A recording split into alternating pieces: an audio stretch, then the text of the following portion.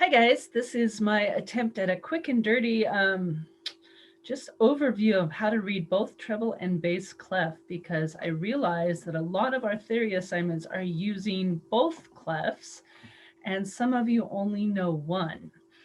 And you might be wondering, why is she making me learn both of them if I only use one for my instrument? And the reason, other than being able to complete your theory assignments correctly, is that you are working toward becoming a musician. In fact, you already are a musician, and musicians need to know as much about how music is created as possible. And that means that you need to learn how to read in both clefs. If you already play something like piano, you already know both of them, and this will be super easy. In fact, you can probably skip it. But if you are just kind of getting started in this whole theory thing and you are really struggling and trying to figure out what the notes are in the clef that you don't use all the time for normal band activities, then this is the video for you. And it is really simple. So don't despair. It's okay. You can learn this really quickly. It's not a big deal. So with that little disclaimer, let's get on to my screen share here. Of course, I have a whiteboard for you. All right, let's look at the top part first. You notice that I have drawn a kind of a treble clef here. You guys, it's really hard to draw with my computer mouse here. So bear with me. This is supposed to be pretty curvy. You have seen these before, so you know what they're supposed to look like.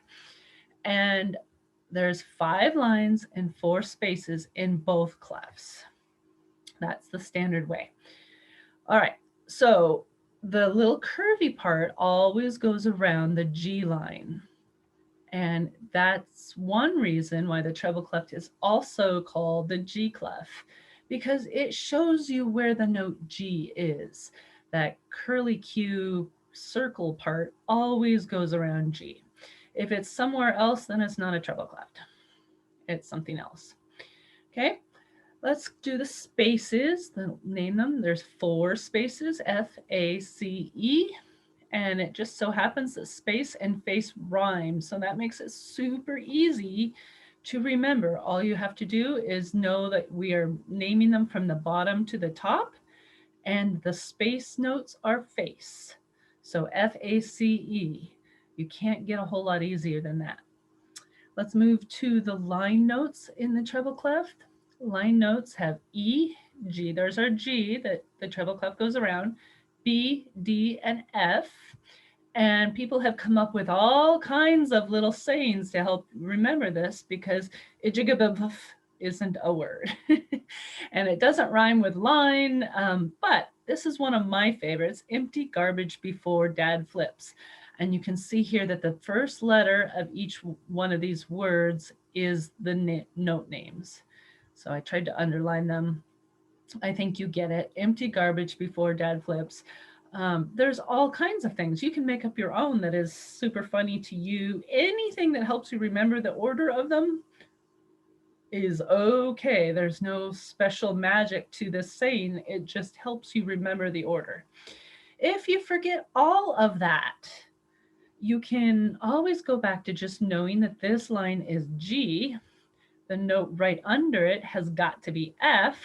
The note right above it is A.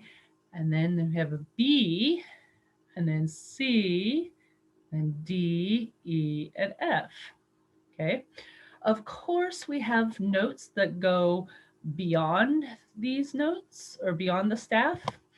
And so if we had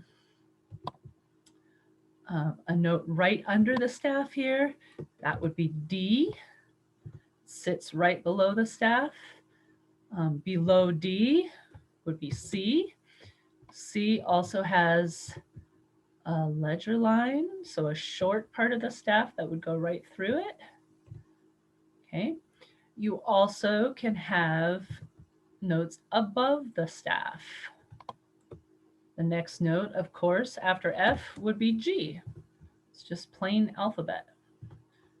And then A. A also, just like the C below, has a ledger line through it.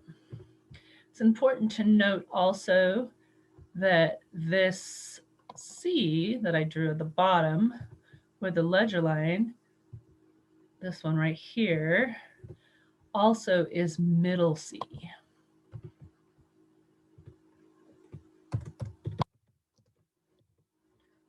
So that orients you to a keyboard, not just in the staff. It's called middle C because, yes, it's kind of in the middle of the piano, but it is also directly in the middle of the two staffs when you have treble and bass clef together. And you don't have room for all this writing in the middle. Middle C is the part that connects the two staffs together, okay, two staves together. All right, so I think that pretty much explains treble clef. We're going to move on to bass clef. I told you this was going to be quick. The bass clef looks like a backwards C, and it has two dots. Those two dots always go around the line that belongs to the note F. So this clef is also called the F clef. So those terms, the G clef and the F clef, are not used as much anymore. But if you ever want to talk about music with some, maybe some older musicians or just somebody into older terms, they may use those. And so you'll be super smart because you already know what those mean. So here's our F. The spaces in the bass clef are A, C, E, G. Again, that does not spell a word, but the common saying that helps you remember that is all cows eat grass. So the first letter of each word, name the spaces. Again, from the bottom to the top, all cows eat grass. The line notes, if this is A, you know that the bottom line has to be G. Good boys deserve fudge always. I like to use great band directors figure out a way. But that probably doesn't mean a whole lot to you. Good boys deserve fudge always is kind of a common one. Again, feel free to make it something that you want to remember it by, or just remember jibba dibba va, which doesn't make sense to me. Whichever way you remember it doesn't matter, but the important part is that you get the names of the lines correctly. Okay, again, you can have notes above the staff. The next note sitting right on top would be B. And then we have our middle C again. It's the same middle C as denoted in this one up here in the treble clef. It's the same exact pitch. So you can see, again, if all the words were not in the way and the staves were closer together, you can see that that middle C rests on the line in between the two staffs. Again, below here, you could have notes. The one below G would be your low F. And you can keep going lower and lower. You'll have to add ledger lines. Okay, ledger lines are just short pieces of lines that if the staff had continued all the way, that's where that would be. But because it makes it really hard to read if you have too many lines, they just do the short ones, and those are just called ledger lines. And it makes it a lot easier for your eye to see what's going on and make sense of it. Okay, so all cows eat grass are the spaces. Good boy deserves fudge always are the lines. You can keep going in either direction. If you kept going really far in the bass clef up, it would make better sense to continue writing it in the treble clef. Likewise, if you kept going too far below the middle C and you were writing music that was, down in here, it would make better sense to write that part in the bass clef. So that is one reason why these different clefs exist. People recognize that it is easier to read notes that are on the staff or mostly on the staff. If you are having to create a whole bunch of ledger lines, that becomes very difficult to read. You have to stop and kind of take some time to say, okay, there's 1, 2, 3 lines. That would be whatever note it is. Your eye can quickly learn what's on the staff, but it seems to be a lot harder to learn things that are above or below it too far. Middle C, A, those are fine, but you get much more than that, and it's just better to write it in other clefs. There are other clefs than these two. These are by far the most common, but there are all kinds of other ones that have been used throughout history and also right now for certain instruments that have a range that makes it make sense to move this one up or down or whatever. For your purposes for this class and for most of what band does, these two clefs will be fine to get you through most anything that we give you, either playing your instrument or in theory, the part of that class.